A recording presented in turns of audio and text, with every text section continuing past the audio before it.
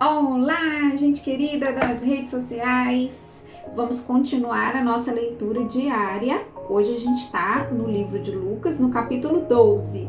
Vamos juntos! A respeito da falsidade. Milhares de pessoas se ajuntaram de tal maneira que umas pisavam as outras. Então Jesus disse primeiro aos discípulos: cuidado com o fermento dos fariseus, isto é, com a falsidade deles. Tudo o que está coberto vai ser descoberto, e o que está escondido será conhecido. Assim, tudo o que vocês disserem na escuridão será ouvido na luz do dia, e tudo o que disserem em segredo dentro do quarto fechado será anunciado abertamente. De quem devemos ter medo? Jesus continuou: eu afirmo a vocês, meus amigos, não tenham medo daqueles que matam o corpo, mas depois não podem fazer mais nada. Vou mostrar a vocês de quem devem ter medo. Tenham medo de Deus, que depois de matar o corpo, tem poder para jogar as pessoas no inferno. Sim, repito, tenham medo de Deus. Por acaso não é verdade que 5 passarinhos são vendidos por algumas moedinhas? No entanto, Deus não esquece nenhum deles. Até os fios dos cabelos de vocês estão contados. Não tenham medo, pois vocês valem mais do que muitos passarinhos. Confessar e negar a Cristo. Jesus disse ainda: eu digo a vocês que se alguém afirmar publicamente que é meu, então o Filho do Homem também afirmará diante dos anjos de Deus que essa pessoa é dele. Mas aquele que disser publicamente que não é meu, o Filho do Homem também dirá diante dos anjos de Deus que essa pessoa não é dele. Quem falar contra o Filho do Homem será perdoado, porém quem blasfemar contra o Espírito Santo não será perdoado. Quando levarem vocês para serem julgados nas sinagogas ou diante dos governadores e autoridades, não fiquem preocupados, pensando que vão se defender ou o que vão dizer, pois naquela hora o Espírito Santo lhes ensinará o que devem dizer. O rico sem juízo. Um homem que estava no meio da multidão disse a Jesus: mestre, mande o meu irmão repartir comigo a herança que o nosso pai nos deixou. Jesus disse: homem, quem me deu o direito de julgar ou de repartir propriedades entre vocês? E continuou dizendo a todos: prestem atenção. Tenham cuidado com todo tipo de avareza, porque a verdadeira vida de uma pessoa não depende das coisas que ela tem, mesmo que sejam muitas. Então Jesus contou a seguinte parábola. As terras de um homem rico deram uma grande colheita. Então ele começou a pensar: eu não tenho lugar para guardar toda essa colheita. O que é que vou fazer? Ah, já sei, disse para si mesmo: vou derrubar os meus depósitos de cereais e construir outros maiores ainda. Neles guardarei todas as minhas colheitas, junto com tudo o que tenho. Então direi a mim mesmo: homem feliz, você tem tudo de bom que precisa para muitos anos. Agora descanse, coma, beba e alegre-se.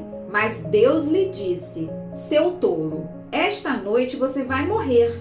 Aí quem ficará com tudo que você guardou?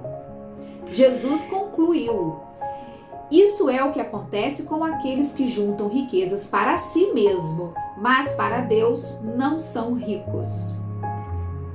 Confiança em Deus. Então Jesus disse aos seus discípulos: é por isso que eu digo a vocês, não se preocupem com a comida que precisam para viver, nem com a roupa que precisam para vestir. Pois a vida é mais importante do que a comida, e o corpo é mais importante do que as roupas. Vejam os corvos, né? Não semeiam, não colhem, não têm despesas nem depósitos, mas Deus dá de comer a eles. Será que vocês não valem muito mais do que os pássaros? Qual de vocês pode encompridar a sua vida por mais que se preocupe com isso? Portanto, se vocês não podem conseguir uma coisa assim tão pequena, por que se preocupam com as outras? Vejam como crescem as flores do campo. Elas não trabalham, nem fazem roupas para si mesmas. Mas eu afirmo a vocês que nem mesmo Salomão, sendo tão rico, usava roupas tão bonitas como dessas flores. É Deus quem veste a erva do campo, que hoje está aqui e amanhã desaparece queimada no forno. Então é claro que ele vestirá também vocês, que têm uma fé tão pequena. Portanto, não fiquem aflitos, preocupados sempre o que comer ou o que beber, pois os pagãos desse mundo é que estão sempre preocupados com todas essas coisas. Sempre procurando todas essas coisas. O Pai de vocês sabe que vocês precisam de tudo isso. Portanto, ponham em primeiro lugar na sua vida o reino de Deus e Deus lhe dará todas essas coisas. Riquezas no céu. Jesus continuou: Meu pequeno rebanho, não tenha medo, pois o Pai tem prazer em dar o reino a vocês. Vendam o que vocês têm e deem dinheiro aos pobres. Arranjem bolsas que não se estragam e guardem as suas riquezas no céu, onde elas nunca se acabarão, porque lá os ladrões não podem roubá-las e as traças não podem destruí-las. Pois onde estiverem as suas riquezas, aí estará o coração de vocês. Os empregados alertas. E Jesus disse ainda: Fiquem preparados para tudo, estejam com a roupa bem presa com o cinto e conservem as lamparinas acesas.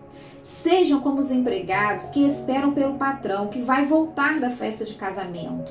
Logo que ele bate na porta, os empregados vão abrir. Felizes aqueles empregados que o patrão encontra acordados e preparados. Eu afirmo a vocês que isto é verdade. O próprio patrão se preparará para servi-los, mandará que se sentem à mesa e ele mesmo os servirá. Eles serão felizes se o patrão os encontrarem alertas, mesmo que chegue à meia-noite ou até mais tarde. Lembre disto, se o dono da casa soubesse a hora que o ladrão viria, não o deixaria arrombar a sua casa. Vocês também fiquem alertas, porque o Filho do Homem vai chegar quando não estiverem esperando. O empregado fiel e o empregado infiel. Então Pedro perguntou: Senhor, essa parábola é só para nós ou para todos? O Senhor respondeu: Quem é então o empregado fiel e inteligente? É aquele que o patrão encarrega de tomar conta da casa e de dar comida na hora certa aos outros empregados. Feliz aquele empregado que estiver fazendo isso quando o patrão chegar. Eu afirmo a vocês que, de fato, o patrão vai colocá-lo como encarregado de toda a sua propriedade. Mas imagine o que acontecerá se aquele empregado pensar que o seu patrão está demorando muito para voltar. E imagine que este empregado comece a bater nos outros empregados e empregadas e a comer e a beber até ficar bêbado. Então o patrão voltará no dia em que o empregado menos espera e na hora que ele não sabe. Aí o patrão mandará cortar o empregado em pedaços e o condenará a ir para o lugar aonde os desobedientes vão. O empregado que sabe qual é a vontade do patrão, mas não se prepara e não faz o que ele quer, será castigado com muitas chicotadas. Mas o empregado que não sabe o que o patrão quer e faz alguma coisa que merece castigo, esse empregado será castigado com poucas chicotadas. Assim será pedido muito de quem recebe muito, e daquele a quem muito é dado, muito mais será pedido. Divisão por causa de Jesus. Jesus continuou: Eu vim para pôr fogo na terra, e como eu gostaria que ele já estivesse aceso. Tenho de receber um batismo, e como estou aflito até que isso aconteça. Vocês pensam que eu vim trazer paz ao mundo? Pois eu afirmo a vocês que não vim trazer paz, mas divisão.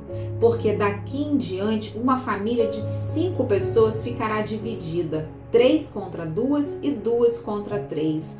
Os pais vão ficar contra os filhos e os filhos contra os pais. As mães vão ficar contra as filhas e as filhas contra as mães. As sogras vão ficar contra as noras e as noras contra as sogras. Os sinais dos tempos. Jesus disse também ao povo: quando vocês veem uma nuvem subindo a oeste, dizem logo, vai chover. E de fato chove. E quando sentem o vento sul soprando, dizem, vai fazer calor. E faz mesmo. Hipócritas.